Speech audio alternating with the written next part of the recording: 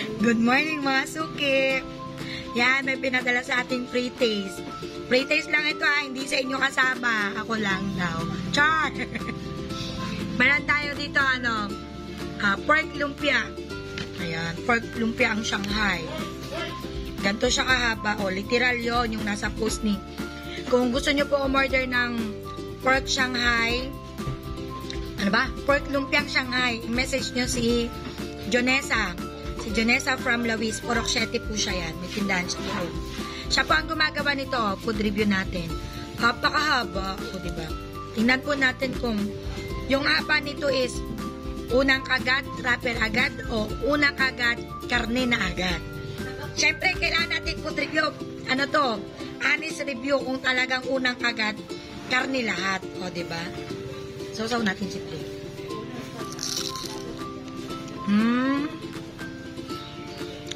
Legit siya. Ulit lang ang kinagatan ko, mga ka-reels. Ang sarap niya.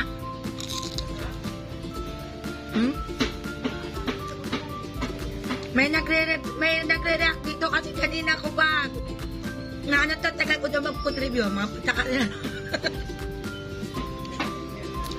Mga nais mag-order, ang sarap nito. Pwedeng pamputo to sa okasyon. Siyempre, support local. So, kung gusto nyo po mag-order ng pork Shanghai, pork lumpiang Shanghai, message nyo po si Junisa. Ang per pack niya po is 99 pesos. Hindi ko sure kung 9 pieces or 10 pieces ang laman. Basta, nabutan niya ako ng free taste. So, nag-decide ako na ipo-food review ko kahit sinabi niya kahit wag na. Binigyan niya lang ako.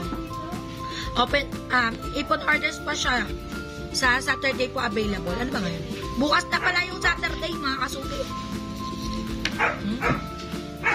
Ang haba.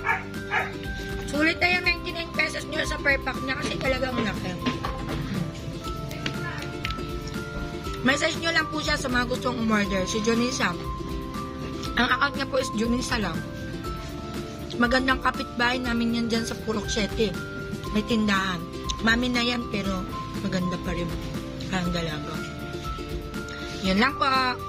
Gusto niyo pa ba ng isa pang free taste? Ito. Tignan natin kung pati itong isa is ganun din. Yung chip nga talaga lahat walang daya. Yan lang pa. Thank you for watching. Bye-bye.